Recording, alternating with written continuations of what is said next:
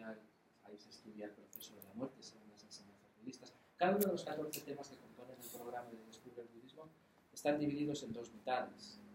Y cada mitad se hace un mes. De manera que un módulo dura 2 meses. Tiene una duración de 2 meses. Y es normal que haya gente que se incorpore, pues, por ejemplo, al segundo módulo de tal o cual tema, o que se incorpore en el 7º módulo de los 14 que componen el programa. No pasa nada, está pensado el curso para que sea cíclico, como siempre se repite, como siempre se hace. Si hay una parte que no se ha hecho, se puede hacer más adelante e incorporarse donde uno se haya apuntado. Y si, por ejemplo, como es el caso de algunos de vosotros, hoy es vuestro primer día y habéis llegado en la segunda mitad de uno de los temas, tampoco pasa nada, porque siempre hacemos un repaso antes de ver el tema o el temario nuevo y las meditaciones nuevas y los conceptos nuevos y demás. Siempre hacemos un repaso, haré un repaso de lo que vimos el fin de semana del mes pasado. Así es que bienvenidos al grupo, bienvenidos al programa, bienvenidos al curso. Bienvenidos a este grupo de la FPMT, de la Fundación para Preservar la Tradición Mahayana, que, como decía Javier, recibe su inspiración fundamental de su santidad el Dalai Lama, del Lama Yese y del Lama Zopa Rinpoche. Lama Yese falleció en el año 84 y se hizo cargo de la fundación Lama Zopa Rinpoche, que es nuestro director espiritual actual. Y él es quien inspira, quien supervisa, quien coordina, quien idea todos estos programas de estudio. Por ejemplo, el Descubre el Budismo, que ahora estamos estudiando y que se estudia en todos los centros, tardó más de 27 años en que él diera su visto bueno. Porque todos los temarios, todas las meditaciones, todas las prácticas que conlleva el programa, que se os mandará por email, están supervisadas, dirigidas, coordinadas, estudiadas, corregidas, revisadas por Lama Zopa Rinpoche. Y esa es nuestra garantía. Que alguien así, que es uno de los lamas más... Si le preguntas a cualquier lama de cualquier tradición del budismo tibetano en India o en Nepal sobre Lama Zopa Rinpoche, todos te dicen que es uno de los lamas vivos más importantes que hay en la actualidad, ¿no? Y ese es nuestro director espiritual. Tenemos esa inmensísima suerte. Yo creo que no somos conscientes de quién nos vigila y quién nos cuida, ¿no? Que es Lama Zopa Rinpoche. Y Lama Yese igual. Lama Yese era conocido por ser uno de los yogis o meditadores más importantes del Tíbet que llegaron a Occidente como consecuencia de la invasión china, ¿no? Y también tuvimos esa suerte, y también tenemos esa suerte de que él fundó esta organización, esta fundación, la FPMT. Y bajo su inspiración, y bajo su guía, y bajo su luz, la de su santidad, la de Lama Yese y la de Lama Zopa Rinpoche, pues estamos intentando humildemente seguir sus pasos, ¿no? Y eso lo hacemos estudiando, meditando y practicando estos programas. En la FPMT hay 4 programas básicos de estudio, todos consecutivos. Se pasa de uno a otro, eso es lo ideal. Se pasa de uno a otro y al final, cuando concluyes todos esos programas, pues se puede decir que eres un doctor casi, porque son más de 15 años de estudio. Si vas sumando un programa y otro, al final te dan 12 o 15 años de estudio. Aquí ya se han hecho... En realidad, se han hecho, de esos 4 programas, estamos en el segundo, podríamos decir. Los 4 programas son 2 programas introductorios para la gente que está empezando en el budismo o en la meditación, que no tiene por qué querer saber nada de budismo, y eso es muy respetable. Y esos 2 programas introductorios se llaman la meditación budista, que lo haremos en un futuro aquí, porque es un programa que conviene que nunca se interrumpa y que siempre esté en marcha en los grupos para que la gente que va llegando aprenda a meditar o profundice en su meditación. La meditación budista y el budismo en pocas palabras, que fue el primero que hicimos aquí, si os acordáis algunos de vosotros. El budismo en pocas palabras, que es un acercamiento mínimo a los conceptos, ideas y sobre todo a la forma de ver el mundo y la existencia que el Buda tenía y tiene y que nos legó. Esos son los 2 programas introductorios y cuando se han hecho o los 2 o uno de ellos, se hace este, el programa Descubre el Budismo, que es con el que estamos ahora y del cual ya vamos por el segundo módulo. Este dura 2 años, más o menos. Eso es la teoría, la práctica nunca dura 2 años, siempre es más. En México llevan con un módulo 5 años. Un módulo, 5 años. Un tema, 5 años. Y se supone que los 14 se han de ver en 2 años. Pero bueno, lo de los 2 años es orientativo, dice Rinpoche. Es orientativo, ya como nos conoce, dice, pues, como podáis lo vais haciendo. Pero en teoría dura 2 años y unos meses. Eso es lo ideal. Y después de este programa del Descubre el Budismo se hace uno que se llama el programa básico, que dura 5 años. Y ahí se estudian los 9 textos básicos que los lamas estudian en las 3 grandes universidades monásticas de India, Sera, Ganden y Drepung. Ahí se estudian esos 9 textos básicos. Y ese programa lo ha de dar o un lama, un gese, o alguien que haya completado ese mismo programa. Total, que si vas sumando, pues al final te dan 10 o 12 años entre unas cosas y otras. Lo bueno de esos 4 programas es que son consecutivos, se pasa de uno a otro y te dan una visión, y sobre todo, más que visión teórica, que no se trata de saber mucho a nivel intelectual, sino, como dice Rinpoche, como dice la Lama Rinpoche, que hagas el programa que hagas, el Descubre, el básico, el que hagas, que te toque el corazón, o sea, que cambie tu vida. Después de haber estudiado esos textos, después de haber meditado en ellos, que algo notes, que te haga ser mejor persona, que te haga ser mejor ser humano, independientemente de tus creencias. No se le pide a nadie que crea en nada, ni que adopte el budismo, ni muchísimo menos, sino que lo que hayas estudiado de cualquiera de esos programas y lo hayas incorporado a tu vida te sirva.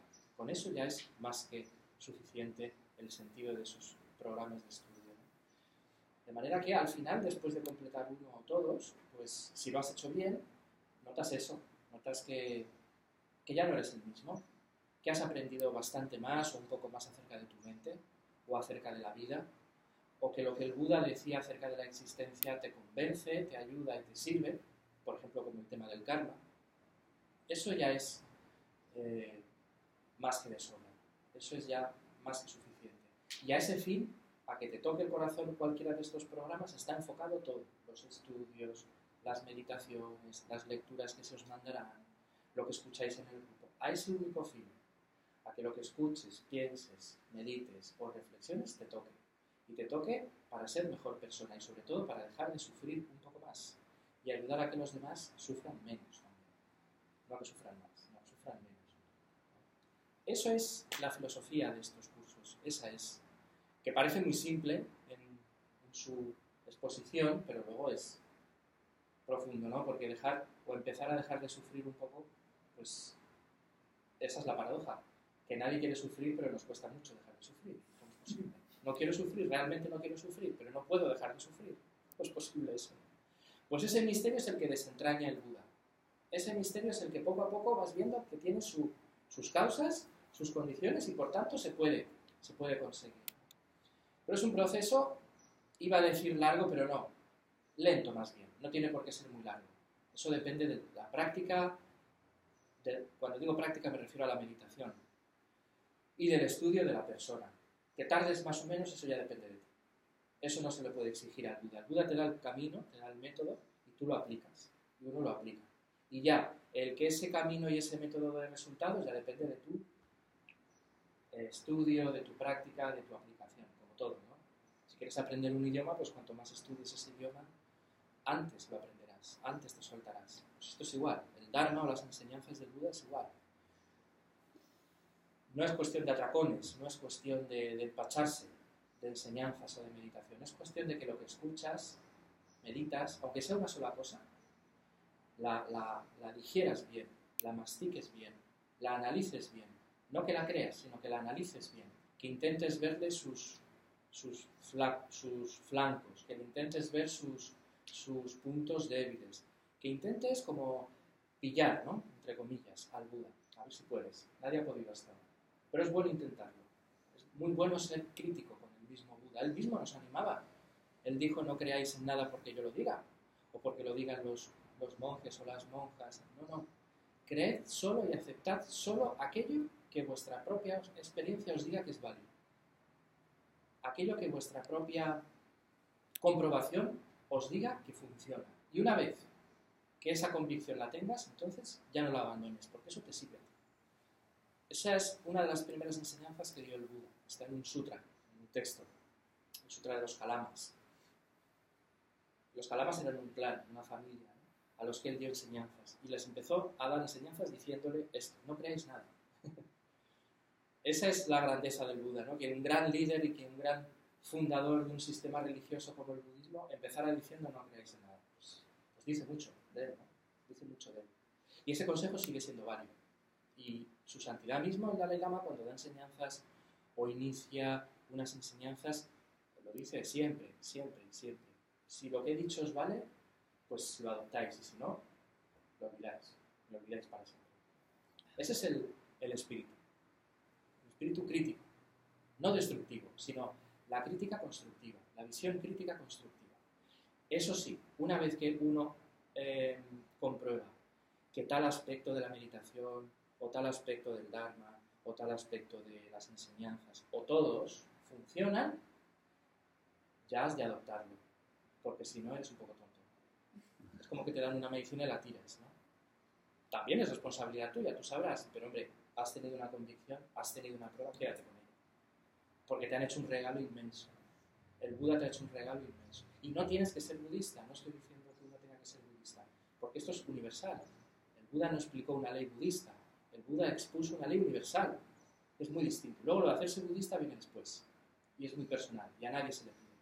Pero en las enseñanzas de Buda, en el Dharma, lo que impregna el Dharma es la universalidad. Y es un mensaje para todos los seres, para todos los seres. Y todos los seres, independientemente de sus creencias y de sus pensamientos, si estudian críticamente, si practican críticamente, y si ponen en práctica críticamente el Dharma, acaban teniendo más o menos algún resultado. Y ese resultado es un regalo que te hace el Buda, que le hace el Buda a ese ser.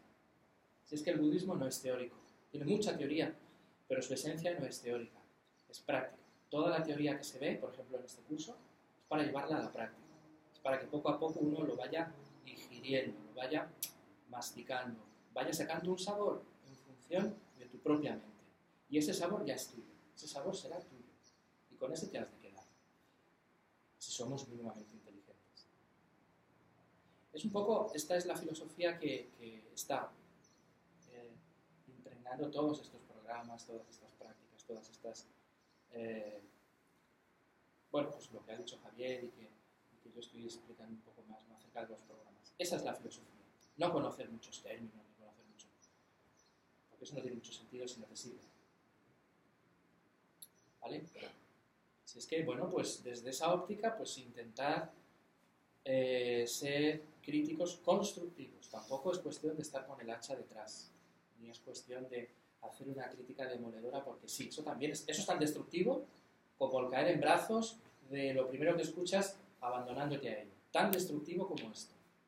Es cuestión de tener una visión, podríamos decir, científica, ¿no? Observadora, analítica.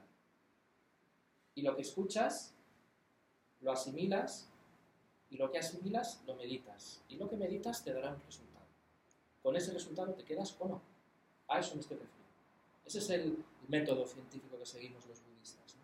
Y eso está estructurado en lo que se llaman las tres sabidurías.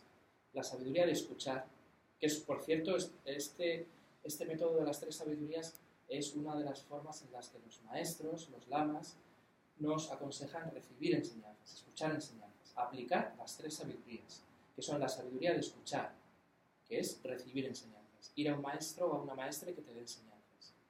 La segunda sabiduría es la sabiduría de reflexionar o pensar, es decir, aquello que has escuchado, tú pensarlo críticamente, aquí entra una crítica constructiva, reflexionarlo, darle vueltas, pensarlo desde un ángulo, desde otro. Es como cribar, ¿no? Que tu mente cribe toda esa información. Y con esa información cribada aplicas la tercera sabiduría, que es la sabiduría de meditar, es decir, ese conocimiento que te han dado y que tú has pensado, meditas en él. Y para ello utilizamos la meditación analítica, como la que haremos aquí. Estas son las tres sabidurías, que todos, independientemente de si es tu primer día en un curso budista o si llevas 22 años viniendo a cursos, todos deberíamos aplicar las tres sabidurías. Escuchar, reflexionar y meditar. Si os fijáis, la tercera sabiduría, la sabiduría de meditar, está al final, es la última. Primero hemos de escuchar, tomar notas, apuntar. como recibir, como recibir. Y luego hemos de pensar en aquello que hemos recibido y lo cribamos, lo pulimos, y aquello que hemos pulido y cribado lo meditamos. Y de esa meditación va a surgir, de esa meditación se va a destilar un néctar que es el que a ti te va a empezar a dar paz, que es el que a ti te va a empezar a dar sabiduría y conocimiento y experiencia personal. Y eso es ya tuyo. Eso es consecuencia de esas tres sabidurías: escuchar, reflexionar y meditar. Si es que esto nunca lo olvidéis. Vayáis al curso que vayáis a las enseñanzas que vayáis, incluso aunque estéis delante o aunque delante vuestro esté su santidad el Dalai Lama, habéis de aplicar las tres sabidurías: escuchar, reflexionar y meditar, porque él mismo lo aconseja, él mismo. Ya digo que él siempre dice: si lo que he dicho te sirve, quédate conmigo, y si no, lo olvidas. Si es que esto nunca lo olvidemos. La visión constructiva, que a los occidentales nos gusta tanto, además, a algunos demasiado, y aplicarlo, Entonces vamos a empezar. Lo primero que siempre hacemos es una meditación que sirve para, en realidad, como para predisponer nuestra mente o para preparar nuestra mente. Es una meditación clásica budista, en la que se recita una oración, mejor dicho, en la que los budistas recitamos una pequeña oración, dos pequeñas oraciones. La primera oración es el ofrecimiento del mandala. Mandala significa universo. Bueno, mandala significa muchas cosas. Es una de esas palabras sánscritas que significan muchas cosas. Pero en este contexto, mandala significa universo. Y en concreto, significa esencia del universo. Entonces, cuando hacemos el ofrecimiento del mandala, estamos haciendo un ofrecimiento de la esencia del universo. O del universo mismo. ¿Y a quién se lo ofrecemos? Los budistas se lo ofrecemos a las tres joyas, Buda, Dharma y Sangha, que son nuestros objetos de refugio máximo, y hay sobre todo a todos los budas, bodhisattvas, que son seres, innumerables seres iluminados, que están trabajando por el beneficio de todos los seres ordinarios, por los seres que todavía estamos en el sufrimiento. ¿Y cómo trabajan por ellos? Pues de muchísimas formas, muchas de ellas no las vemos, pero en general se dice que lo hacen creando condiciones, creando las condiciones adecuadas para que algún día los seres que estamos en sufrimiento, los seres ordinarios, vayamos accediendo a el néctar de las enseñanzas, al néctar del Dharma, y por tanto erradiquemos la causa del sufrimiento que está en nuestra mente. Y eso los budas y bodhisattvas, ese crear condiciones, lo hacen de muchísimas maneras. Lo hacen a través de la figura del maestro, del lama o de la maestra espiritual. Por eso siempre que vemos a un maestro, hemos de pensar, los budistas hemos de pensar que estamos en presencia de, como el resumen de todos los budas y bodhisattvas que se condensan en él o en ella, y que a través de él o ella los budas y bodhisattvas nos hacen llegar sus enseñanzas, que es la manera más efectiva de poner fin al sufrimiento, a través de las enseñanzas. Así que a través del maestro, crean condiciones a través de incluso la existencia de los objetos sagrados, como los que vemos en el altar o en las paredes, en las pinturas, porque estos objetos sagrados son reflejos de esas actividades iluminadas. Entonces, un budista, cuando ve a Tara, o cuando ve un Buda, o cuando ve un altar, ha de pensar que está delante de una manifestación de las actividades iluminadas del Buda. Y esos objetos dejan una huella en tu mente y en la de todos los seres que los ven, que algún día será la condición para que alcances la iluminación. O sea, a través de los objetos sagrados, los budas ponen una huella, o muchas huellas, en tu mente, en nuestras mentes, que luego actuarán como condición para encontrarnos con el Dharma y alcanzar la liberación. Entonces no son meras estatuas, no son simples estatuas, no son simples tankas o libros de Dharma, son una manifestación del Buda mismo, de los Budas mismos. Otra forma de crear condiciones que tienen los Budas y Bodhisattvas es a través de los consejos, de las enseñanzas, de las bendiciones, de la presencia misma del maestro espiritual. Por ejemplo, si uno se fija en detalle y hace seguimiento de todas las actividades que por más de 35 años su santidad el Dalai Lama o la Mayese o la Maza Rinpoche están llevando a cabo, va viendo esto, va viendo cómo en más de 35 años han desplegado y despliegan actividades sociales, espirituales, de las dos, de todo tipo, ¿no? Que lo que buscan es beneficiar a los seres y poner una semilla de Dharma en sus mentes.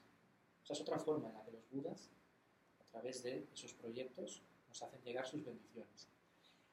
Y por último, una última forma en la que los Budas y Bodhisattvas nos benefician. Bodhisattva significa el ser que busca la liberación. Entonces, la última manera en la que los Budas y Bodhisattvas nos ayudan es a través de formas que no podemos identificar como que son actividades de los Budas. Esto significa, se dicen las enseñanzas, que no sabes, nunca sabremos, hasta que no estemos iluminados, a quién tenemos al lado. No sabemos si alguien que nos cae mal, o alguien que nos saca de quicio, o alguien que nos saca lo peor, es un Buda, es una manifestación de Buda que está ahí para que practiquemos, no sabemos. Por eso hay un dicho tibetano que dice que no critiques a nadie porque no sabes si a quien tienes delante es un Buda o un ladrón. No sabes quién es. Entonces, debemos de verlo todo como... De hecho, es una técnica para adiestrar nuestra mente y para entrenar nuestra mente. Verlo todo como un medio hábil del Buda, del que se vale para adiestrarnos, para entrenar nuestra mente egocéntrica, para entrenar nuestra mente negativa.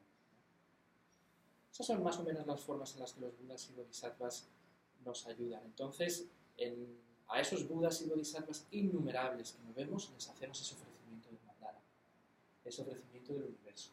Se utiliza una oración estándar, que quien no la conozca no pasa nada, simplemente la escucha y trata de generar esa actitud positiva en la que haces ofrecimiento de todos los objetos más maravillosos del universo, los que seas capaz de imaginar. Lo que más te gusta a ti, lo que más te agrada a ti, la música que más te gusta, la comida que más te gusta, los paisajes que más te gustan, todo eso lo ofreces a los Budas y Bodhisattvas. Y la filosofía de ofrecer es que para recibir, primero hemos de dar. Entonces, como vamos a recibir las enseñanzas, para que nuestra mente se predisponga de una forma positiva, primero damos. ¿Y qué damos? El universo, que es todo. Estamos dando todo a los Budas y Bodhisattvas. Y la segunda oración que recitaremos será la oración del refugio, en la que nos refugiamos de corazón en los Budas, Bodhisattvas y las tres joyas.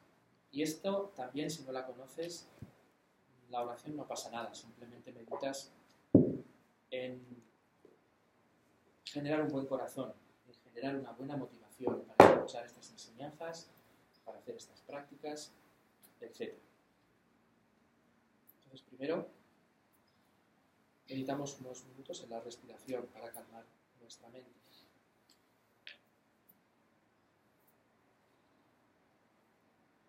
Ponemos nuestra espalda recta.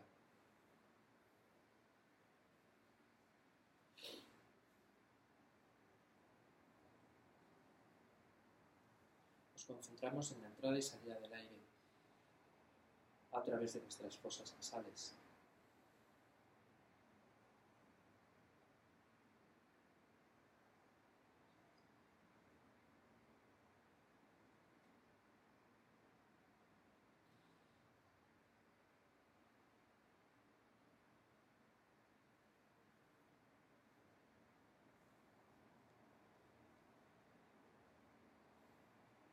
Por unos minutos, simplemente nos vamos haciendo conscientes del roce del aire en nuestras fosas nasales, dejando que pensamientos, conceptos, ideas, igual que las nubes del cielo pasan, que todo eso pasa por sí mismo, sin aferrarnos a nada, sin rechazar nada,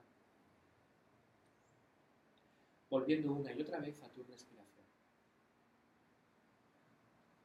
sin juzgar, sin analizar, sin pretender cambiar nada.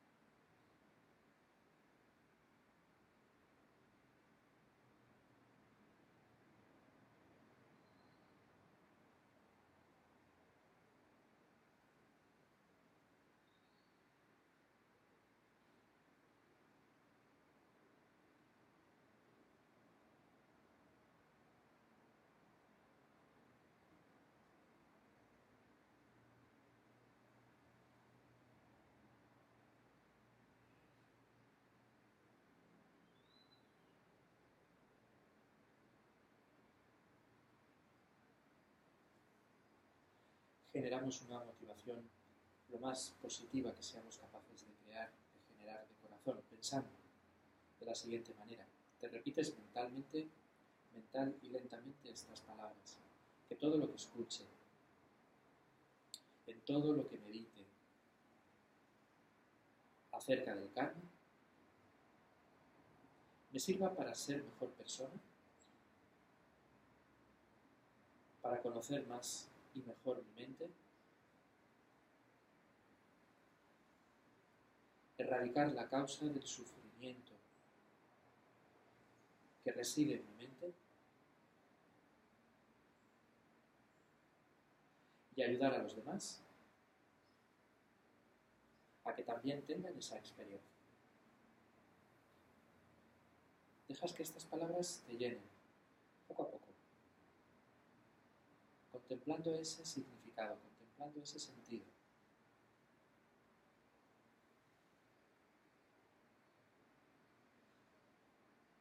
Contemplando tu propia insatisfacción física, mental, emocional, psicológica.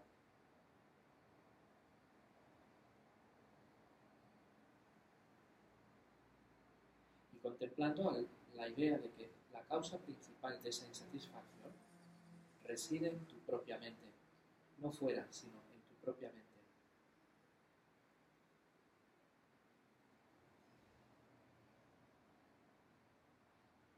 La causa reside en tu mente, lo de fuera es condición, pero la causa reside en la mente. Y a todos los seres les pasa lo mismo, a los humanos, los no humanos, los que te caen bien, los que no te caen bien, a todos les pasa lo mismo. Por tanto, generas esa motivación positiva de que vas a estudiar el karma, de que lo vas a escuchar, vas a reflexionar y vas a meditar en él, vas a aplicar las 3 sabidurías a él por tu propio beneficio y por el beneficio de todos los seres.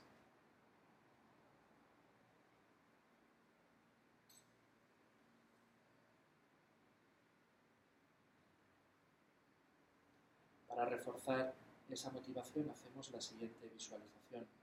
A nuestra derecha, sentado en la misma postura en la que estamos nosotros, visualizamos a nuestro Padre.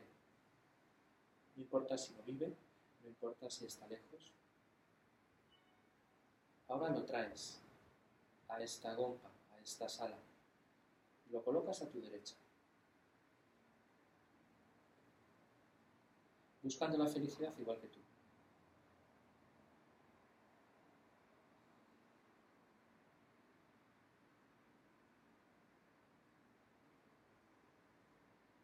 A nuestra izquierda, nuestra madre, en la misma actitud.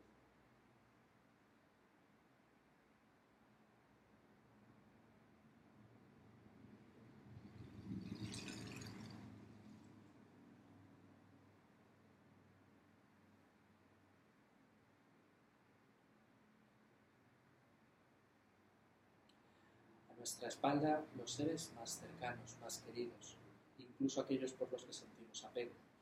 Hijos, hermanos, pareja, amigos muy cercanos, animales de compañía. Todos ellos son seres que buscan la felicidad igual que tú. Piensa así, todos estos son seres que buscan la felicidad igual que yo.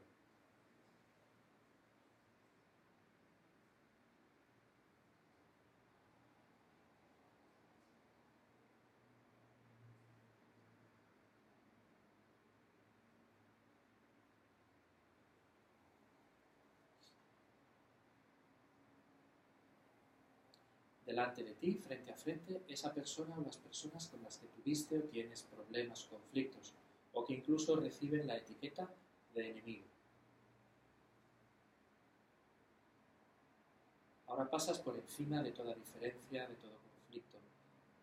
Tratas de reconocerlos como seres que buscan la felicidad igual que tú mismo. Estableciendo una comunicación de ser humano a ser humano, de corazón a corazón.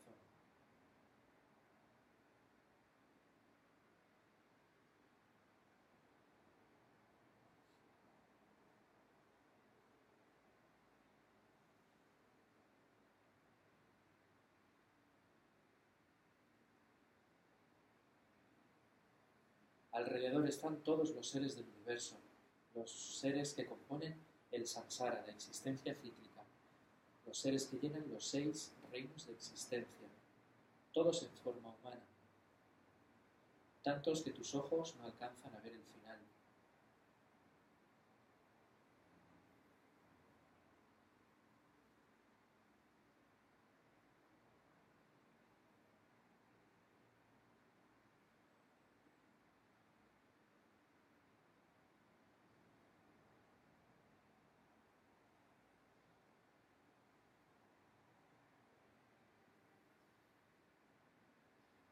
Por encima de vosotros visualizáis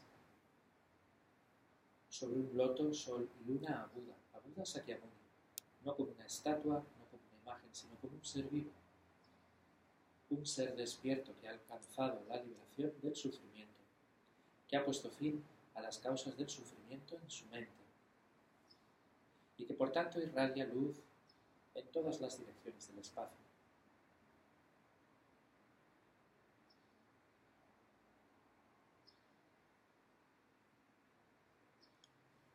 Si eres creyente en otra religión o en otra confesión, visualizas a tu ser sagrado, aquel por el que sientes devoción. Y si no te sientes cómodo con ninguna de estas imágenes, simplemente continúas desarrollando un buen corazón, una buena motivación.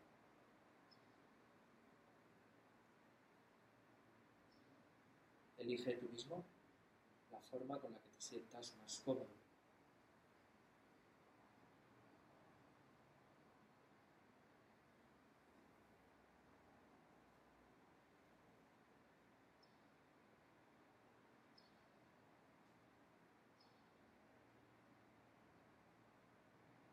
Y ahora practicando la generosidad mentalmente, imaginando, visualizando los objetos más maravillosos que seas capaz de imaginar, la comida que más te gusta, la música que más te gusta, todo aquello que te agrada a ti, lo ofreces a todos los budas, bodhisattvas, a todos los seres que te rodean, satisfaciendo sus necesidades, sus carencias. Al hambriento le das comida, al sediento le das bebida, al triste le das alegría.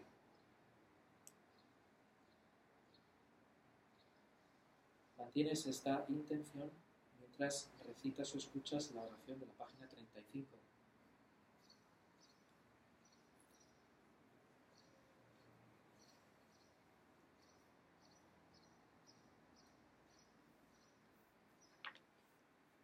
El ofrecimiento del mandala corto.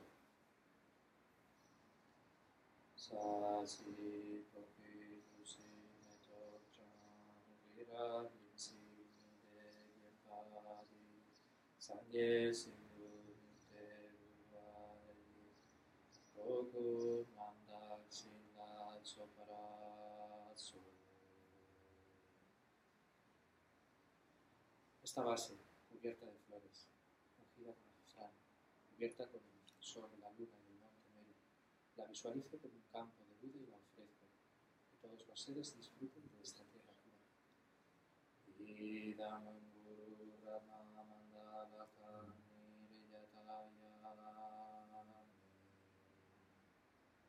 En la página 34 recitamos la oración, recitamos o escuchas la oración del refugio,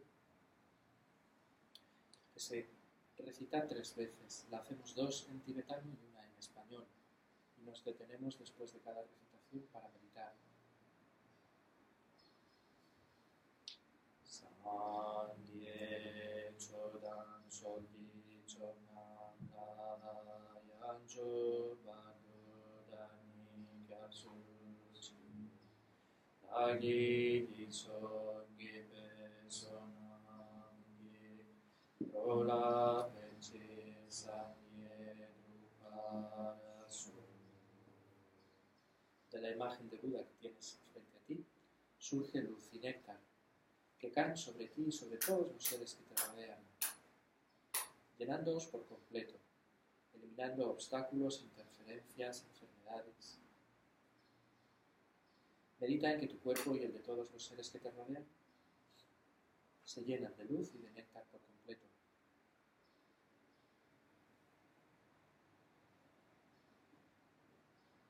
amigos, enemigos y extraños.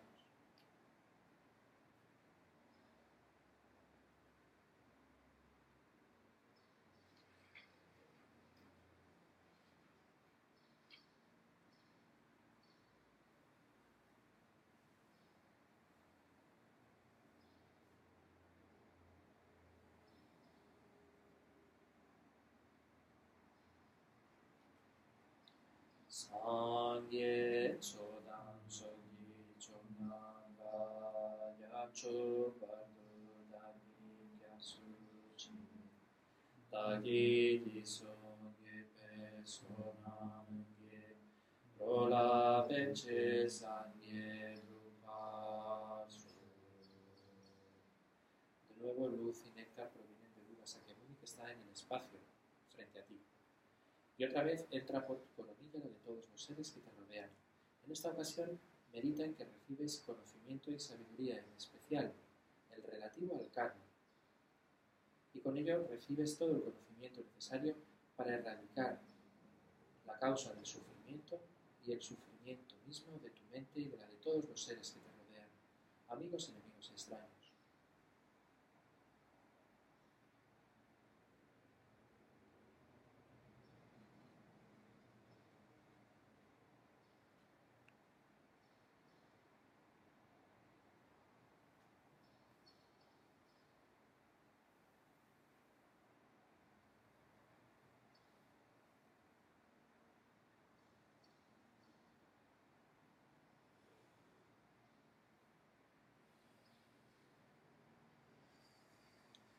La tercera en español, busco refugio desde que esté inclinado en el Buda, en el Dharma de la Asamblea Suprema, que por la práctica de la generosidad y las demás perfecciones pueda llegar a ser un medio para el beneficio de todos los seres.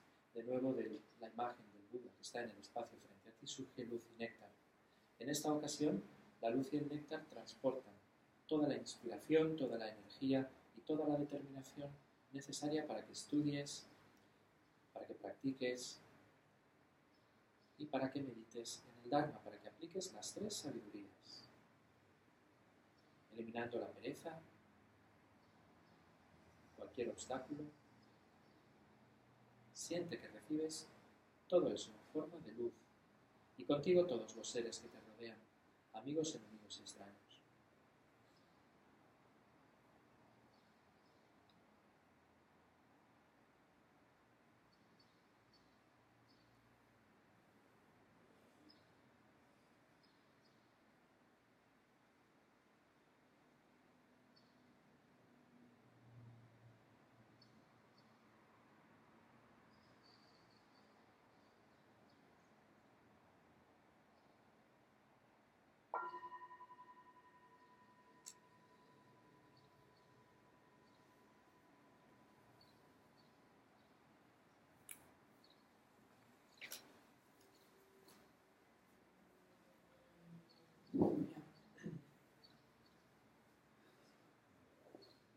Bueno, entonces vamos a hacer ese resumen que sirve de repaso para los que vinisteis el mes pasado y para los que no vinisteis os sirve de, bueno, si no lo conocéis, pues para empezar a conocer o quizá perfilar un poquito mejor lo que es el concepto del karma, porque empezábamos diciendo que, bueno, empezaba yo diciendo, vosotros lo escuchabais, que el karma hay muchos malos entendidos y es un concepto que se presta a muchas confusiones y a ideas que no son verdad, que no son reales. Por ejemplo, se suele decir o se suele oír que el karma es una especie de fatalismo, es una especie de destino, es algo incambiable, es algo inmutable, es algo que una vez que a uno le pasa o que a uno le madura o le ocurre, pues no se puede cambiar. Eso no es verdad. Para empezar, el karma, normalmente cuando se utiliza en ese contexto, siempre tiene una connotación negativa. Si os fijáis, solamente cuando se utiliza mal la palabra karma, se utiliza dándole una connotación negativa. Vaya karma que tienes, siempre cuando te pasa algo malo. O vaya karma que te, como suele decir la gente, que te cayó. Karma no cae, karma madura. Y además no solo es negativo, también hay un karma positivo. Pero ese nunca se utiliza. Eso quiere decir que por lo general, por lo menos tal y como me lo he encontrado yo siempre, no se sabe lo que es el karma. que hay mucha confusión en cuanto al karma. Y además se le quiere dar esa connotación de que es una especie de fatalismo o de determinismo que no se puede cambiar. Y en la propia palabra karma, en el propio concepto de karma, ya están implícitas las razones de por qué esto no es así, de por qué no es ni un determinismo, ni es un fatalismo, ni es siempre negativo. Karma es una palabra sánscrita, es uno de los términos sánscritos que se conservaron y que se siguen utilizando en contextos budistas, escritos, verbales, en enseñanzas, orales, porque no hay ningún idioma occidental que pueda traducir en pocas palabras todas las acepciones que la palabra karma tiene. Por eso se respeta el original sánscrito y por eso inmediatamente hay que explicar esas acepciones que la palabra karma tiene. La primera idea que es intraducible como concepto, pero que la palabra karma tiene, es que el karma es algo activo, es algo dinámico. Por tanto, eso de fatalismo, eso de determinismo, eso de inmutable no es verdad. Es al contrario, es justo al contrario. El karma es activo, es dinámico y es muy móvil. Es muy móvil. Y aunque es un idioma muy antiguo, el sánscrito, es muy curioso ver cómo muchas de nuestras palabras actuales o palabras que han llegado a los idiomas occidentales, al francés, al español, al inglés, al italiano, tienen su origen vía latín del sánscrito. Por ejemplo, ocurre con la palabra karma. La palabra karma viene del verbo sánscrito kra, que significa crear. Por tanto, de kra se llegó al latín creare, y de creare pues surgió el crear, el create en inglés, no sé en alemán cómo se dice crear. Es parecido. Pues todo eso tiene su origen en la raíz sánscrita crear o kra, que es acción. Eso significa la palabra karma. Esa es la primera de las 4 acepciones que veíamos que tiene la palabra sánscrita karma, que son intraducibles en un solo concepto. Esa es la primera acepción. Acción. Karma significa acción. Y entre paréntesis poníamos acción intencionada. Y se cierra el paréntesis. Por tanto, si no hay intención, o no hay karma, o este es muy ligero, mucho más liviano, que si sí hay una intención clara. Por tanto, ¿cuándo generamos karma? ¿Cuándo creamos karma? ¿Cuándo acumulamos karma? Cuando hay una intención clara de querer hacer algo, positivo o negativo, porque hay un karma positivo y hay un karma negativo. Siempre que desarrollamos la intención o la motivación de hacer algo, ya estamos iniciando el proceso de creación kármica de una acción. Las acciones pueden ser de 3 tipos: físicas, verbales y mentales. Por tanto, hay un karma físico, un karma verbal y un karma mental. Aunque en realidad las 2 acciones físicas y verbales surgen del mental, porque todo se origina en la mente al principio y de la mente pasa a la acción física o a la palabra, se habla de los 3 tipos de karma. De ahí que sea tan importante el que vigilemos nuestras motivaciones y nuestras intenciones a la hora de hablar o de decir algo, porque si no estamos creando un karma negativo, si es no virtuoso lo que vamos a decir, o incluso a la hora de hacer algo físicamente, porque hay un karma físico. El problema del karma físico es que no somos conscientes de él ni el 90% de las veces, pero si miramos la secuencia de cómo se originan nuestras acciones físicas, veremos que tienen su origen en la mente. Y en la mente, esto se origina o surge de tal o cual calidad que haya en nuestra mente. Si nuestra mente está muy contaminada, si es muy poco virtuosa, nuestras acciones físicas y nuestras acciones verbales van a ser muy poco virtuosas. Porque nuestra mente está muy contaminada, está muy sucia. Si nuestra mente es muy virtuosa o muy positiva, nuestras acciones físicas o verbales también van a ser muy virtuosas o muy positivas. Porque todo tiene su origen en la mente, decía el Buda. Aún así se habla de estos 3 tipos de karma: el físico, el verbal y el mental. Esa es la primera acepción de karma: acción intencionada. Con eso completarías la primera definición de la palabra karma: acción intencionada, que si se dice acción también es válido. Por eso al karma a veces se le llama, bueno, a veces no, siempre se le llama ley de causa y efecto, porque es la ley que rige las acciones. Por tanto, acción y ley de causa y efecto es la primera de las 4 acepciones que tiene la palabra karma. ley de causa y efecto, que es una ley universal, es una ley natural. Esta ley no es una ley inventada por el Buda. Él la descubrió. Y sobre todo descubrió qué tanto de profundo es la ley de causa y efecto, que es profundísima, lo rige todo. Los fenómenos naturales y los fenómenos no naturales que afectan a la vida de los seres. Todo está regido por la ley de causa y efecto, pero él no descubrió la ley de causa y efecto. La ley de causa y efecto, ley de karma, es una ley natural, es una ley que rige la naturaleza, que rige el universo. Lo que hace distintivo al Buda o distinto al Buda, quizá de otros líderes espirituales o religiosos, es que yo sepa, fue el único que explicó con esa profundidad absoluta la ley del karma como él dice. Pero él no la descubrió. Él cuando se ilumina ve que la ley del karma rige el universo y ve cuáles son los mecanismos que rigen esa ley del karma, pero no la inventa. Esto no es una ley inventada, el Buda no inventa nada, el Buda descubre, el Buda despierta. De hecho, Buda significa despierto. Y cuando despertó, o se le llama despierto, mejor dicho, porque vio la realidad. Antes estaba dormido, como nosotros ahora, con este calor un poco más. Antes estaba dormido, pero en su iluminación que ocurrió hace 2500 años en Bodh Gaya, en India, él despertó, puso fin al sueño de la ignorancia y vio cuáles son los mecanismos que rigen la existencia. Y uno de ellos, y más importante, es la ley de causa y efecto. Por tanto, él no inventa nada, él descubre. Esa es la primera acepción de la palabra karma, acción y ley de causa y efecto. La segunda que veíamos es que karma también es, que tiene mucha relación con la primera, el conjunto de huellas positivas o negativas, pero huellas al fin y al cabo, que depositamos en nuestra mente cada vez que llevamos a cabo una acción intencionada de cuerpo, palabra y mente. Esto significa que cada vez que hacemos, decimos o pensamos algo intencionado, aunque la palabra o la conversación, la acción o el pensamiento hayan terminado, hemos dejado en nuestra mente una huella. Se le llama huella, pero también lo vais a encontrar con el nombre de impresión mental, impronta, es lo mismo, llamadlo como queráis. A mí me gusta huella o impresión mental, porque deja muy clara la idea que el Buda quería transmitir con este concepto, huella o impresión. Deja una huella, aunque la acción esté terminada. Y esa huella es muy sutil, es extremadamente sutil. No es material, no es de naturaleza material. Cuando hablamos de huellas nos estamos refiriendo a tendencias, a hábitos. Y esas huellas actúan como patrones de comportamiento que cuanto más profundas sean esas huellas, más profundos van a ser esos patrones de comportamiento y de conducta en el futuro, a medio y largo plazo.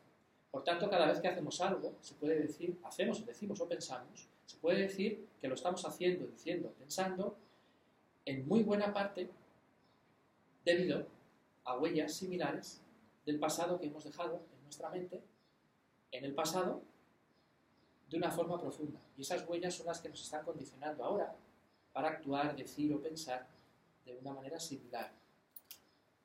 Esto elimina de raíz muchas cosas. La primera que elimina es el azar, la casualidad, el porque sí. Nada nos ocurre, ni nada ocurre porque sí o por azar o por casualidad, sino como consecuencia de presencia de huellas en nuestra mente. Y la segunda cosa que se carga, la segunda cosa que elimina es el que seamos absolutamente libres. No lo somos. No lo somos. Nuestro libre albedrío, nuestro margen de libertad está muy reducido. Y el que tenemos, además, está condicionado por la presencia de huellas. Por tanto, nuestro actuar físico, verbal o mental no es totalmente libre. Hay un margen de decisión, pero esa decisión está condicionada. ¿Por qué? Por las huellas. Por la presencia de huellas, que hay muchísimas. Si solo hubiera una, pues no tendría el poder para condicionarnos tanto. El problema es que hay innumerables huellas. Tantas como innumerables acciones que hemos llevado a cabo desde vidas pasadas, o incluso si no crees en vidas pasadas, en esta misma vida desde que naciste. Imaginaros la cantidad de acciones, pensamientos y palabras que habéis dicho, ¿no? O hecho. Todo eso ha dejado una huella. Y al conjunto de esas huellas, también positivas, también virtuosas, se le llama karma. Es la segunda acepción o significado de la palabra karma. La primera, ley de causa y efecto. La segunda, conjunto de huellas. La tercera, conjunto de tendencias. o propensiones latentes, tendencias o propensiones latentes que surgen de nuestra mente y que provienen de nuestras huellas. Lo que en Occidente se denomina personalidad, la personalidad de alguien. Tal niño tiene esta personalidad, o tal persona tiene esta personalidad, o tal animal tiene esta personalidad. Porque los animales también tienen huellas y por tanto karma. Lo que aquí se denomina personalidad no es más que la conjunción, que el conjunto y la combinación de huellas y tendencias. No es más que eso. Unas cambiables, otras incambiables, otras nunca se van a cambiar. Por eso cada ser que nace, cada ser que venimos, pues aunque la educación y el entorno y la familia, por supuesto, sean muy importantes, pero eso no crea causa, eso son condiciones. La causa le viene ya al niño, la causa ya está en la forma de huellas en la mente de ese niño cada vez que nace. De manera que lo de fuera va a actuar como moldeador, si queremos, como condición, si queremos, que está muy bien y hay que hacerlo, pero el énfasis, como por ejemplo pone la psicología materialista que no cree en las vidas pasadas, diciendo que las causas responsables de que seamos como somos son la educación, el entorno y la familia, no es verdad desde el punto de vista budista. Eso es condición, no es causa. Eso es condición, no es causa. La causa viene de atrás. Y la causa son las huellas, que vienen de vidas pasadas. Y eso, esos tres factores, educación, familia y entorno, es condición. Eso moldea, pero no causa. Es la diferencia. Por eso es importante, los que hicisteis el módulo de mente y su potencial, unirlo ya al karma. Porque en la mente es donde viajan las huellas. Esa mente, hablábamos de 2 niveles de mente, ¿verdad? En el módulo de mente y su potencial. ¿Cuáles son esos 2 niveles? La mente burda, que es la que depende del cerebro, que con la muerte cesa, y la mente sutil, que no depende de ningún órgano físico para existir. Y esa no nace ni muere, esa constantemente cambia y toma un cuerpo y otro y otro y otro. Esa mente sutil es la que transporta esas huellas. Esas huellas son las que van determinando la personalidad de un ser en una vida u otra en función de las condiciones con las que se encuentra, pero ya viene de atrás. Si es que esto es muy relajante para los que os dedicáis a la educación o tenéis hijos. Podéis hacer hasta donde podáis, no todo, porque el niño va a hacer lo que tenga que hacer. Esto es un aprendizaje que los padres, pues a mí me lo van a decir, ¿verdad? Digo, yo educación budista os aseguro que 0, como podréis imaginar en mi casa. Ambiente budista en mi casa, 0, como os podréis imaginar. Entorno budista en mi casa, 0. Y aquí estoy. Pues mi madre dijo, pues algo más habrá, ¿no? Algo más habrá. Pues mamá, la mente y las huellas que van transportadas en ella. Aproveché y le di una pequeña charlita sobre la reencarnación. Porque es así. O sea, por mucho que el padre se empeñe, por mucho que la madre se empeñe, por colegios a los que le lleve, pues claro que influye, pero no va a ser tal cual. Ese condicionamiento determina, ¿sí o no? Ni en un sentido ni en otro. Por ejemplo, se dice, bueno, si tal niño nace en tal familia buena o favorecida o no tan favorecida, va a acabar mal, pues no. O va a acabar bien, pues no. ¿Cuántos críos y... Digo críos porque se ve muy bien con los niños, ¿no? Con los adolescentes, mejor que con los adultos, aunque es lo mismo. ¿Cuántos críos o adolescentes han nacido en un entorno y otro y acaban actuando completamente al contrario de lo que el entorno les dictaba? ¿Sí o no? Todos conoceréis casos así.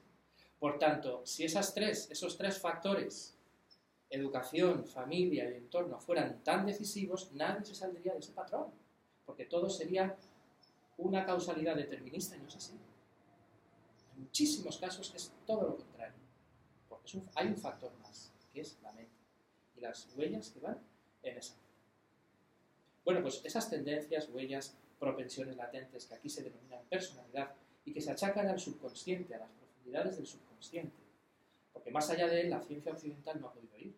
Ha dicho, o dice hasta ahora la neurología, dice, no, más allá del subconsciente no sabemos de dónde emergen las raíces de la personalidad de una persona o de un ser, el karma, te diría un budista, del karma, de las huellas. Aquí, como no está el concepto de huella, pues más allá de las profundidades del subconsciente no se puede ir, pero el budismo sí sí va y dice, claro que hay un subconsciente, claro que es muy profundo, pero la base, la profundidad base de ese subconsciente son las huellas. Y los comportamientos, tendencias, rasgos de la personalidad de un ser emergen de esas huellas, que residen en la profundidad del subconsciente de ese ser. No hay ningún misterio, es así. Emergen, surgen, nacen de esas profundidades de la mente de ese ser.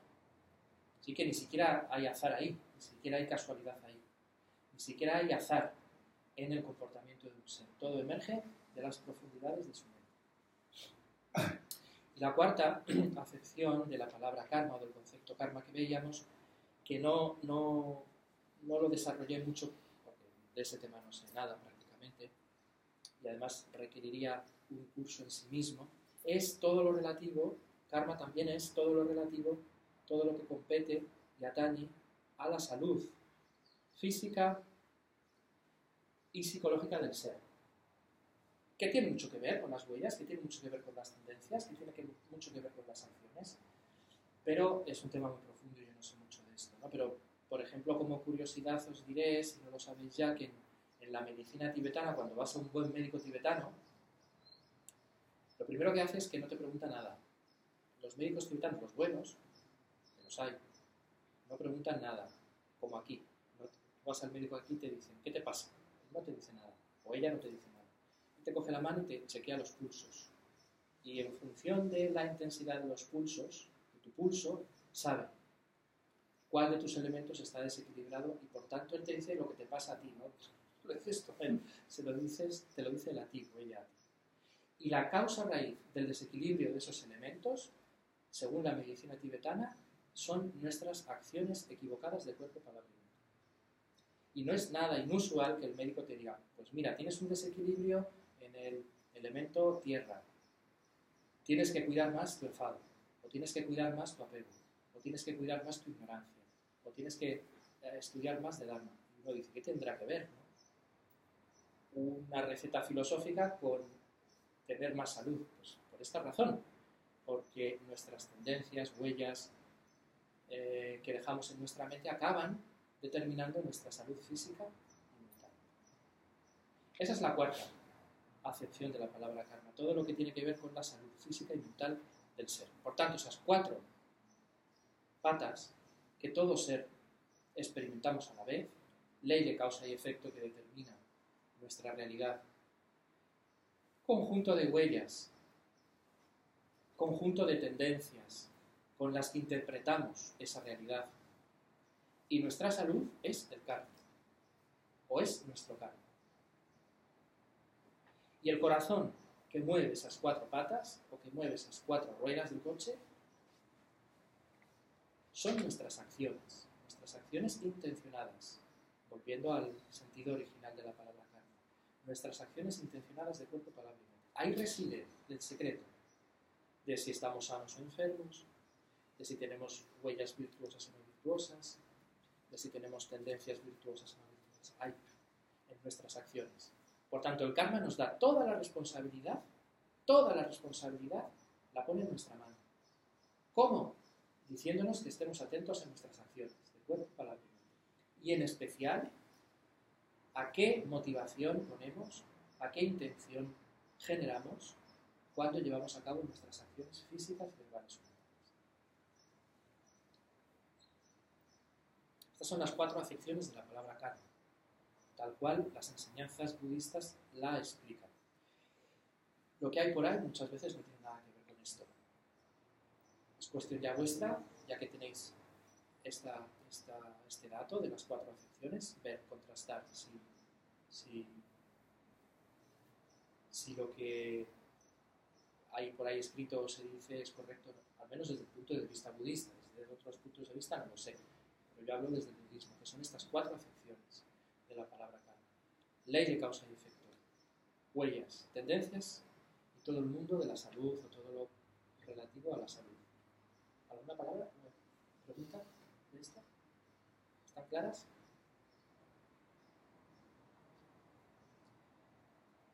Estas cuatro acepciones, perdón, Ramón, estas cuatro acepciones son como Te pregunta de examen también. Pega. Te pregunten, ¿cuáles son las 4 acepciones de la palabra karma? Pues esta pega mucho. Cuando dice relativo a la segunda acepción, que tenemos un poco margen de maniobra, eso limita mucho, ¿no? Me da la impresión que limita mucho a la hora de poder hacer acciones virtuosas, ¿no? Estamos ya muy, digamos, sometidos, ¿no? En cierto sentido sí, pero es lo que hay. No obstante, debido a la amabilidad del Buda, este fue otro de los medios hábiles que el Buda y los Budas despliegan para beneficiar a los seres, hay un atajo que aparte o independientemente de ese condicionamiento, que claro que existe, hay un atajo que nos permite, valiéndonos de esa misma causalidad o de esa misma presencia de huellas en nuestra mente, sirviéndonos de ese mecanismo, nos permite ir saliendo de ese propio condicionamiento. Y es que al mismo tiempo que hay un condicionamiento negativo como consecuencia de presencia de huellas no virtuosas en nuestra mente por haber llevado a cabo acciones en el pasado negativas, si hacemos lo mismo pero en sentido contrario, es decir, dejamos huellas positivas en nuestra mente, revertimos ese mecanismo. De ahí lo importante que es la atención consciente que nos permite parar y empezar a ver cómo estamos actuando. Y es el 50% del trabajo.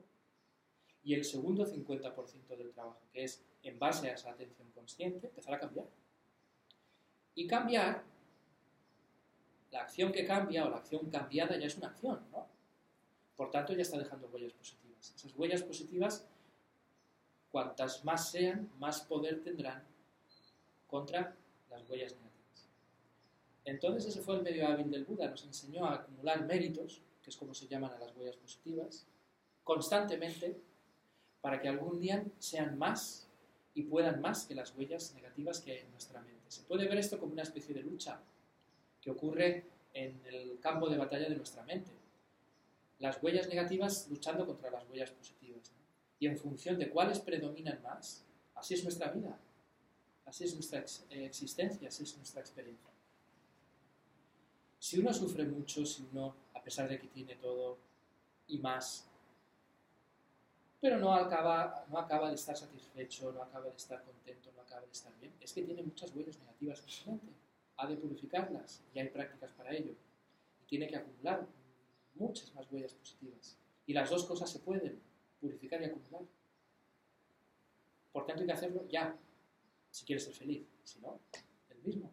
Pero si quieres ser feliz, eso está ahí, a la vuelta de la esquina. Y el mecanismo que rige eso es el dar la vuelta a la presencia de huellas negativas creando huellas positivas. ¿Te contesta esto? Sí. Ahora, ¿que hay condicionamiento? Sin duda, sin duda. Pero es que eso es el samsara, eso es el sufrimiento. Es una falacia el decir que somos libres, absolutamente libres. Eso es una falacia, ¿no es verdad?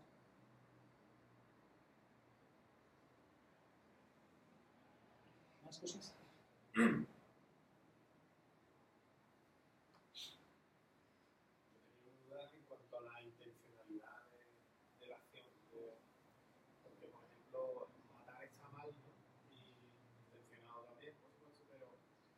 Nadie tiene intención cuando va con el coche de matar un mosquito, ¿no? Pero sí sabe que puede ocurrir. Entonces, Sí. esa intencionalidad ahí Es más leve, es más. Hay cierta intención, esto lo vamos a ver ahora, porque fue otro de los puntos que vimos el mes pasado.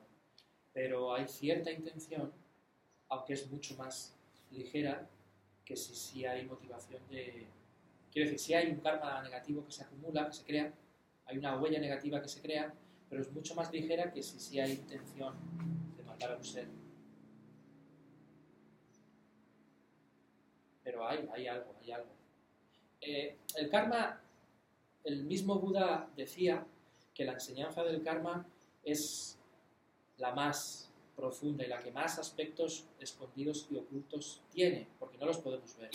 Entonces él decía que hasta que uno no alcance la budeidad, la omnisciencia, la capacidad de verlo todo, nunca va a ver exactamente el alcance de todo el karma, ni del suyo, ni el de todos los seres, ¿no? Que fue lo que a él le ocurrió, que él sí alcanzó esa omnisciencia y por tanto pudo ver los aspectos más escondidos, más recónditos, más intrincados del karma. Nosotros no vemos más que un poquito, más que un nivel.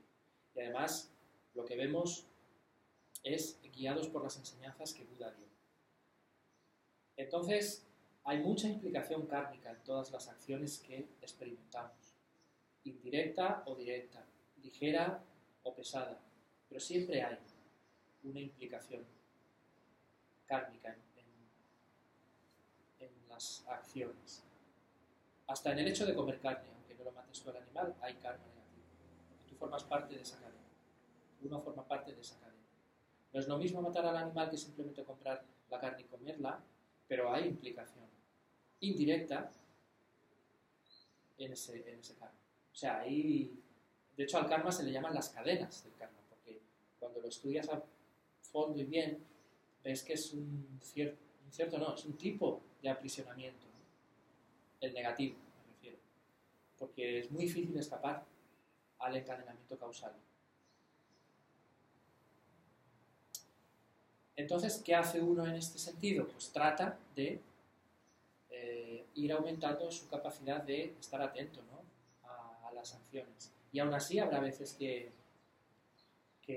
no se pueda estar atento al 100% en todas. Pero ya empezar a ir aumentando esa capacidad de atención y de visión y de conciencia ya es mucho. Hay que asumir que es un tema muy profundo y con muchos aspectos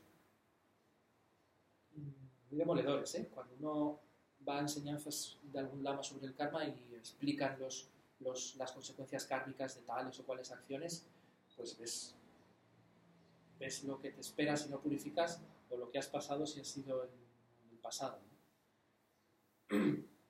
El mismo Buda dio un sutra, dio una enseñanza que se llama el Sutra de las causas y sus efectos.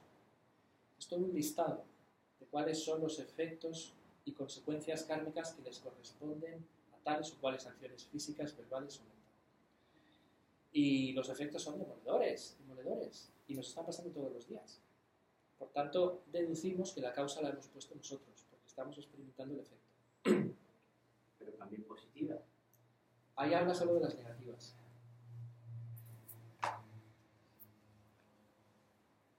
Pero también una mirada, un decir algo a alguien, unos días. También ¿Cómo? El día a día, Sí. que crea muchas causas demoledoras, simplemente la asistencia, es el coger el coche con tu compañero y matar un mosquito o comer carne, ¿vale? Pero también hay acciones positivas en el día a día. Que provienen del apego. Eso es el samsara. Samsara, incluso el karma positivo, es un karma contaminado. Es lo que nos sirve para salir del karma, lo que nos va sirviendo para salir del karma, pero es un fenómeno contaminado, ¿eh? Si no se trabaja bien y no se inserta bien, ese mismo karma positivo acaba siendo causa de más samsara. Pues eso es el sufrimiento. Este es el corazón del sufrimiento, esto que acabo de decir. Por eso sufrimos los seres. Porque incluso los momentos de felicidad que tenemos provienen de estados emocionales negativos, como el apego.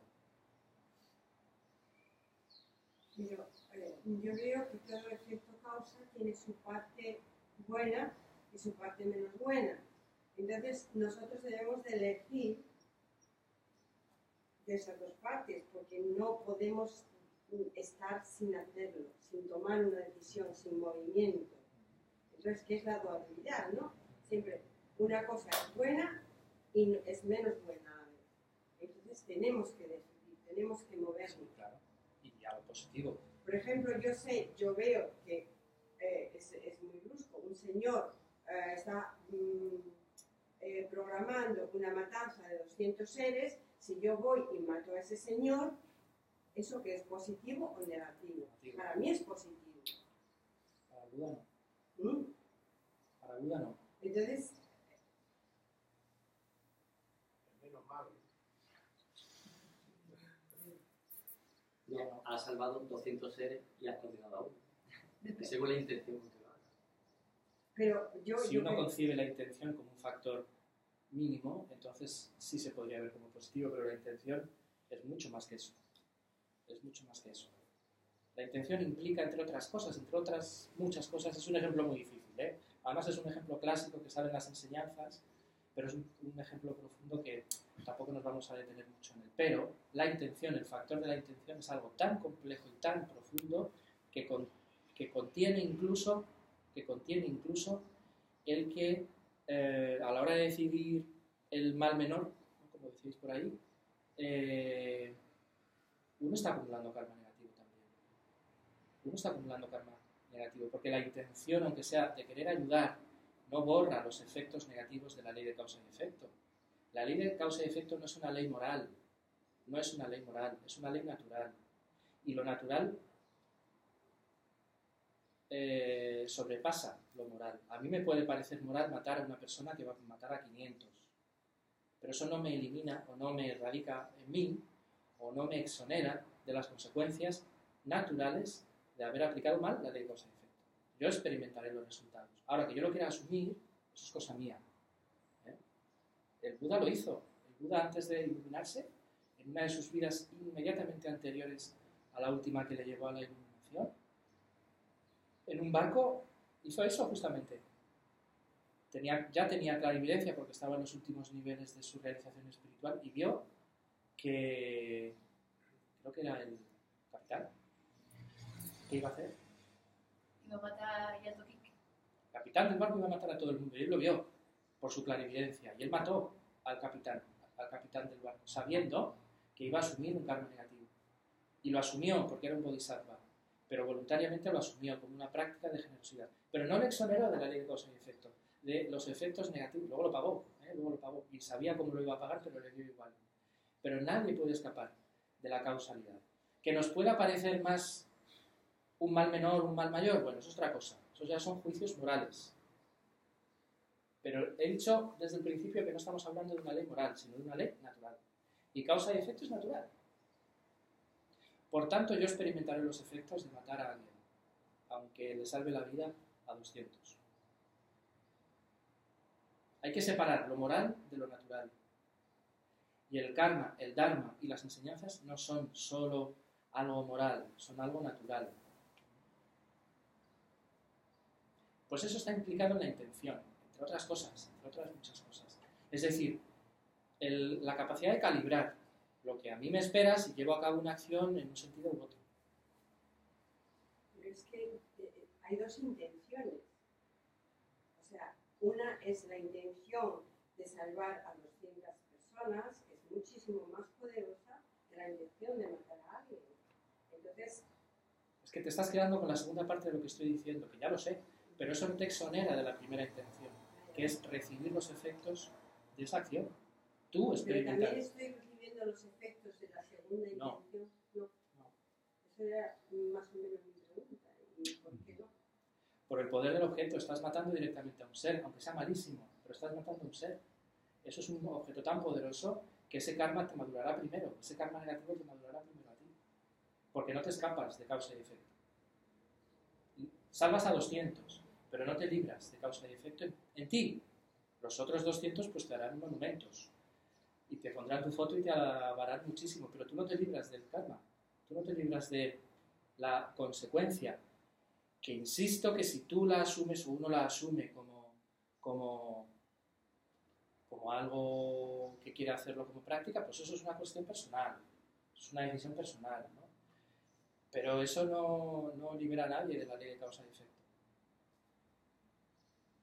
Y ojo con el ejemplo, porque es que puestos así, podríamos empezar a hablar de pena de muerte y demás, ¿no? Que muchas sociedades se basan en este argumento para justificarla y yo no estoy de acuerdo. Por esto mismo, porque parece que es lo justo, pero no lo es. Aunque en el ejemplo que te has puesto del Buda, el Buda lo hizo, bueno, tanto por la persona que iban a morir, pero también por compasión al que iba a matar, porque él iba a acumular un karma tremendo matando a todas esas personas. O sea que la motivación cambia mucho. Pero fíjate que en el ejemplo eso ni se ha mencionado. O sea, el Buda mató al capitán por compasión hacia los 500 y hacia él por lo que iba a hacer. Pero eso solamente lo puede decidir alguien con una clarividencia total y con una compasión genuina. ¿Quién mata por compasión al asesino para evitar que mate a 200? Nadie. Se le mata a él para que no mate a 200. Nadie se acuerda o nadie piensa en que esa persona va a acumular un karma negativo, una acción, una huella negativa en su vida. Nadie. tanto, eso que tú estás señalando es lo esencial, la compasión hacia el asesino.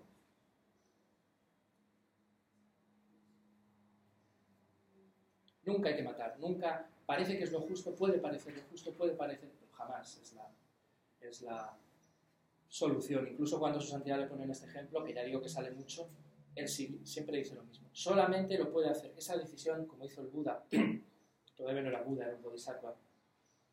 Esa decisión solamente la puede adoptar alguien que tenga clarividencia y que sepa lo que va a hacer ese ser, lo que le va a evitar aunque le mate, y que pueda ver el karma que esa persona, si muere, no va a acumular matando a otros. Solo alguien con clarividencia. Que son 3 los que la tienen. El resto no. Así que nunca hay que matar. Ni es moralmente mejor, ni es moralmente... Parece que sí, pero no lo es. Bueno, eso es uno de los aspectos más recónditos e intrincados del karma, precisamente. Pero hay que reflexionar mucho en esto. Y esto nos lleva al segundo punto que tiene relación con lo que tú planteabas, que veíamos, que cuáles son los factores que determinan que una acción física, verbal o mental es completa o no. Ahí se hablan, de nuevo, de lo que se llaman los 4 factores, los 4 elementos, que determinan si una acción es kármicamente completa o no, positiva o negativa, da igual. El primer elemento es la base,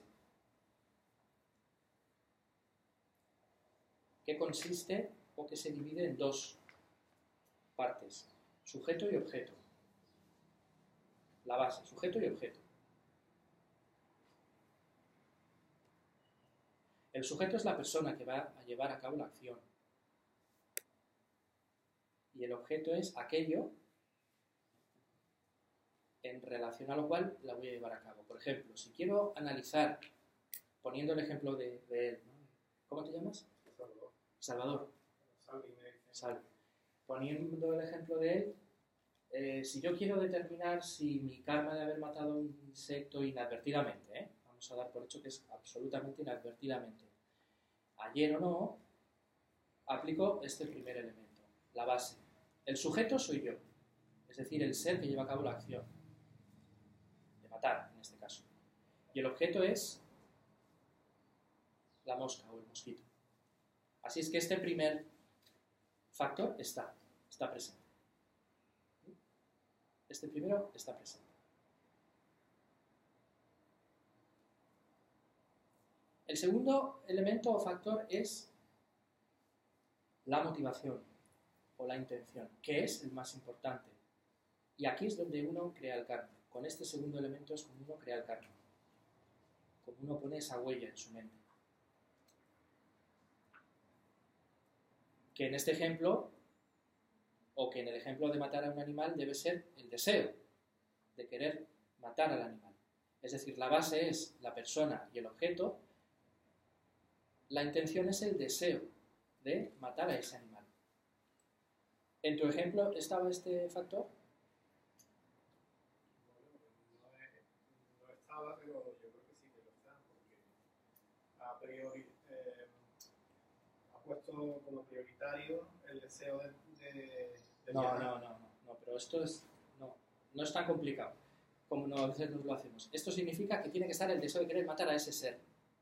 ¿Eso está? No. Entonces la motivación no está. Por tanto, el karma es una huella muy ligera. Esa huella que pones en tu mente es mucho más ligera que si sí estuviera ese deseo. Además, en la base, sujeto y objeto, el objeto tiene que ser exactamente el que has decidido previamente. Matar al objeto, al ser que has decidido previamente. Tiene que haber una relación entre tu mente y ese objeto, ese ser. Si por error o por equivocación matas a otro, el karma no es tampoco igual. Eso es la premeditación, mucha, ¿no? Tienes que matar al que has decidido matar. Por tanto, un argumento más que hace que no esté presente esa motivación.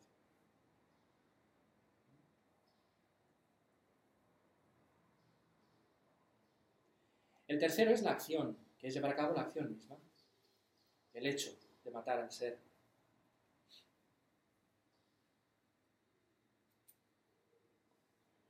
Y el cuarto es la satisfacción, sentir que la acción ya se ha realizado experimentando incluso a veces una mínima sensación sutil, mental, de satisfacción. Esta es doble. Este cuarto factor, el de la consumación o satisfacción, es doble. Por un lado, es sentir que ya está acabada la acción, que es cuando surge en tu mente el pensamiento de ya lo maté, y además no sentirte mal. Así es que en tu ejemplo no está ni la motivación ni la satisfacción, porque no ha surgido el pensamiento de ya lo maté. Por tanto, es un karma incompleto.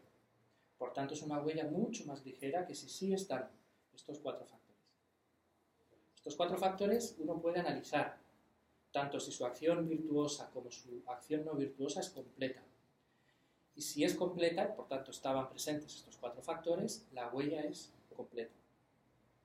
Es un karma pesado, por naturaleza, que se llama. Es un karma pesado por naturaleza. Es un karma que madurará rápido, además. No tardará en madurar. ¿En qué forma madura? En forma similar a la causa que creó la acción. Es decir, acortando tu vida, enfermando, incluso muriendo. La causa kármica de morir joven, de morir inadvertidamente, de morir inesperadamente o de morir fuera del tiempo kármico establecido es haber quitado mucha vida. Haber ido contra la vida en vidas pasadas o en esta misma. Porque si has ido contra la vida en esta misma vida, valga la redundancia, muchas veces ese karma es tan poderoso que a veces madura en la misma vida. Se puede aplicar a cualquier acción que queráis. Ver si están presentes estos cuatro factores o no. Base, motivación, acción y consumación. ¿Alguna pregunta de esta?